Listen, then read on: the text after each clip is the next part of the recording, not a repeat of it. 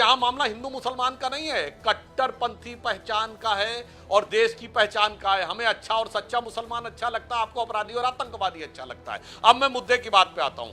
देखिए यहां समस्या क्या, इन्होंने कहा बटेंगे तो कटेंगे। नवल किशोर जी, आप तो प्रोफेसर हैं, ये बताइए। हाँ बता रहा हूं, अभी बता रहा हूं, आपको साफ समझ में आएगा। हमको तो बचपन से कम्युनिस्ट इतिहासकारों की किताबों में बताया गया कि भारत इतना महान देश था, फिर भी गुलाम क्यों रहा? क्योंकि हम आपस में जात पात में बटे रहे, यही बताया गया। चलिए अंग्रेजों के जमाने में आप कह देंगे हिंदू मुसलमान में बांट रहे थे। ये बताइए जब मुगल आए तो ये बताइए अगर जयचंद और पृथ्वीराज बटे नहीं होते तो गोरी काट पाते? यदि अंभी और पोरस, राजा अंभी और पोरस बटे नहीं होते तो सिकंदर काट पाते? ये तो इतिहास की बात है, इसमें कोई किंतु परंतु थोड़ी है। तो ये तो हमको बचपन से पढ़ाया गया है। और घर में भी 4 भाई होते हैं तो यही बताया जाता है, भाइयों बच्चों आपस में लड़ना नहीं, बटोगे तो सब लोग फायदा पा लेंगे। और वो किसान, आपने कहानी भी सुनी होगी कि एक किसान होता अपने बच्चों को बताता है ये 4 बेत हैं, इनको एक में रखो, तोड़ो नहीं तोड़ पाओगे, अलग अलग कर दो सबको तोड़ लोगे। और अगर बिल्कुल रियलिस्टिक सुनना चाहें तो अभी आजाद हिंदुस्तान के समय, आजाद जो पाकिस्तान बना था उसके पहले लॉ मिनिस्टर जोगेंद्रनाथ मंडल अनुसूचित जनजाति के थे, उनको यही मुगालता हो गया था कि शेड्यूल कास्ट की कुछ जातियों को मुसलमानों के साथ लेके करेंगे। और फिर कितने दर्दनाक तरीके से कटे थे। मैं दर्शकों से कहता हूं जाके जोगेंद्रनाथ मंडल जी का इस्तीफा पढ़ लीजिए, दूध का दूध पानी का पानी हो जाएगा। इसलिए यहाँ विषय चुनाव नहीं है, राजनीति नहीं है, राष्ट्र की एकता और अखंडता है। एकता और अखंडता की जब बात आती है, नवल किशोर जी बस दो मिनट मुझे दे दीजिएगा। मेरे 2 खास मेहमान यहाँ स्टूडियो में आए हैं, उनसे बात नहीं करूंगी, बड़ा खराब हो जाएगा। देखिए ये बहुत ही अन्याय है रूबिका जी, बहुत अन्याय है। इसलिए अन्याय है कि आप ऐसा डिबेट, अरे अपने गठबंधन सहयोगियों को मौका दीजिए नवल किशोर निकल जाए। आप बताइए तो आप जवाब लेने नहीं देंगे ना। आपकी इतनी तो चलती है कि आप सवाल बिना मतलब का पूछ लेंगे, लेकिन जवाब भी आपको देने का मौका नहीं दिया जाएगा। इतिहास पढ़ना और इतिहास को समझने में अंतर है।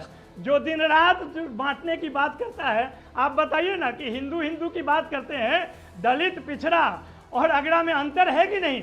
जब अम्बेडकर ने संविधान लिखे, उन्होंने जब ये बात कही कि SC ST के साथ जो सदियों से बनते आ रहा है, वो क्यों संघ उस चीज को मानता है? जब आ जाता है तो आप जवाब नहीं जानना चाहते हैं, न देने देना चाहते हैं। यही कारण है कि आप लोगों को बांट कर भुलवा देते हैं।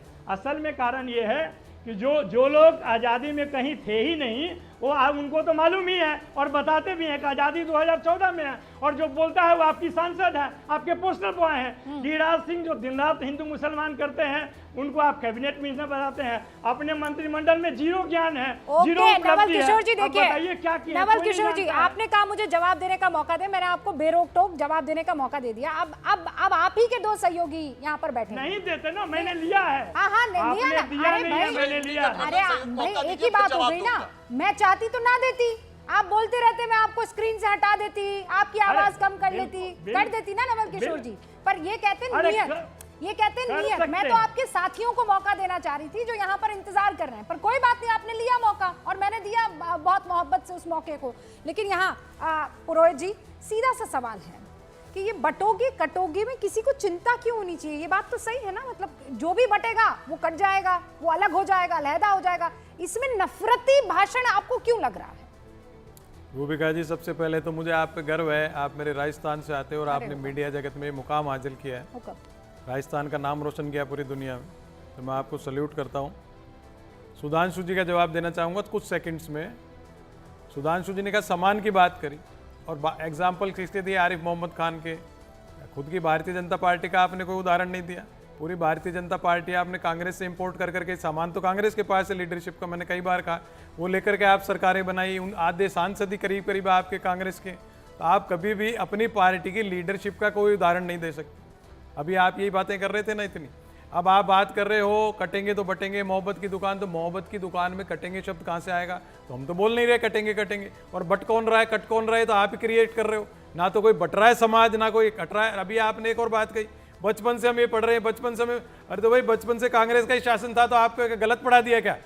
आप कह रहे हो उसी आधार पर मैं बोल रहा हूँ, तो या तो गलत पढ़ाया और सही पढ़ाया, तो आप कैसे कहते हो कांग्रेस ने गलत सलत पढ़ाया? आप ये चीज़ जो नैरेटिव आप क्रिएट कर रहे हो, ये मेरे को नहीं लगता ठीक रहा आज की बात। अब आप बात कर रहे थे रूबिका जी महत्वाकांक्षा की, अलायंस की। देखिए अलायंस बना था राष्ट्रीय स्तर पे जो संवैधानिक मूल्यों को और सिद्धांतों को जो ध्वस्त कर रही थी भारतीय जनता पार्टी की मोदी सेंट्रिक सरकार, अटल जी अडवाणी जी के समय ऐसी कभी कोई बात नहीं उठी, कोई देश परेशान नहीं हुआ, कोई अशांति का शब्द आप जो ले रहे हो कभी अटल जी की सरकार में नहीं हुआ। आज जो मानसिक रूप से, आर्थिक रूप से, शारीरिक रूप से जो देश परेशान हो रहा है वो अशांति का कारण है। अशांति का कारण है मैं और मोदी की गारंटी, और कोई नहीं है। और जब आप महाआघाड़ी की बात करते हो या महायुति की बात करते हो, देखिए अलायंस क्या होता है, जैसे स्क्रीनिंग कमेटियां बनती हैं, सेंट्रल इलेक्शन कमेटियां बनती हैं, तो ये डिस्कशन होता है कि लोकतांत्रिक व्यवस्था है तो आपस की पार्टियां सब चाहते हैं लड़ना, एक पर्टिकुलर पार्टी में भी 10 आदमी चाहते हैं मैं यहाँ से वरुण जी लड़ूं। ये लोकतांत्रिक व्यवस्था है। भाई 10 वरुण साल जी में आप लोग मिलिशिया- सब साथ आए और आप ये दावा करते हैं कि 255 पर इनको समेट कर रख दिया। अब जब सब साथ आए हैं तो उस साथ को बनाए क्यों नहीं रख पा रहे? नहीं, बिल्कुल अभी बनाओ बगल ही में आपके प्रोफेसर जोशी बैठे हुए हैं। 6 सीटों पर, मतलब हरियाणा का चुनाव यहाँ पर खत्म हुआ, ऐलान हुआ नतीजों का, और इन्होंने 6 की 6 सीटें बगैर किसी से बातचीत किए नाम का ऐलान कर दिया। रूबिका जी, किसने इनको कहा था कि आप ऐलान कर दो? 2 सीटें ऐसी दी है, वो खैर और गाजियाबाद, जहां आप लोग 30 साल पहले कभी जीते होंगे। 2002 में उपचुनाव जीती थी ये गाजियाबाद में Samajwadi party, that's about it. 2004 Rubika ji, भारतीय लोकतांत्रिक इतिहास में बीजेपी की 2 सीटें आ गई थी। इंदिरा गांधी जी भी हार गई थी, जीत गई। स्मृति ईरानी राहुल गांधी को हरा दिया, आज किशोरी लाल जी ने स्मृति ईरानी को हरा दिया। ये तो लोकतांत्रिक व्यवस्था है कि जो बातें चर्चा चल रही है पिछले 10 साल, मेरी सुन तो लो।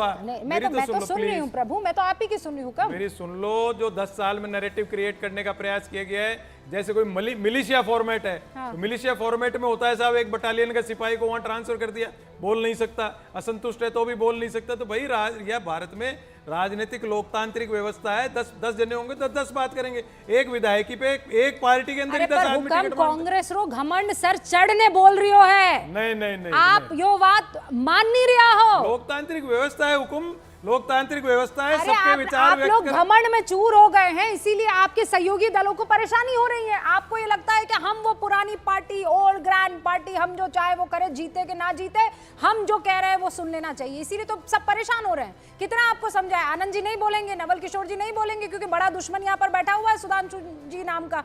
तो लेकिन सच्ची बात तो यही है ना कि कांग्रेस घमंड में चूर है, माथा पर चढ़ने बोल रहे हो। नहीं, गलत आरोप। अब चूंकि आपने सारी बातें बोली, सुधांशु जी जरा जवाब दे दीजिए।